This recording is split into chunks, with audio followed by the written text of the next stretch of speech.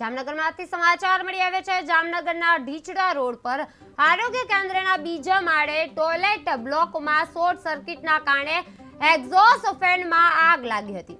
સ્ટાફે આગ બુઝાવી અને ફાયર બ્રિગેડે પણ જાણ કરી અને નવી બિલ્ડિંગમાં વાયરિંગની ગુણવત્તા પર પ્રશ્ન ઉઠ્યો છે। કોર્પોરેટરે ફાયર સેફટી ફરીથી ચકાસવાની માંગ કરી છે।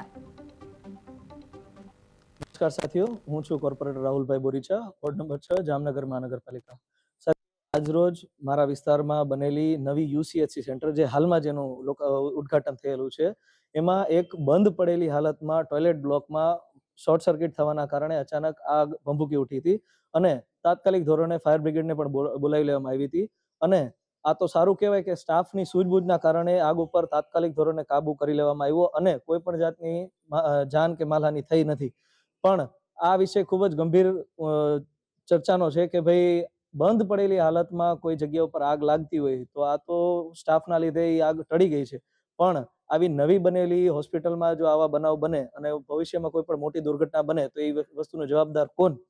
માટે મહાનગરપાલિકાના અધિકારીઓને હું એક સૂચન કરું છું કે ભાઈ, આ વસ્તુની ઊંડાણમાં તપાસ થવી જોઈએ, ક્વોલિટી ટેસ્ટ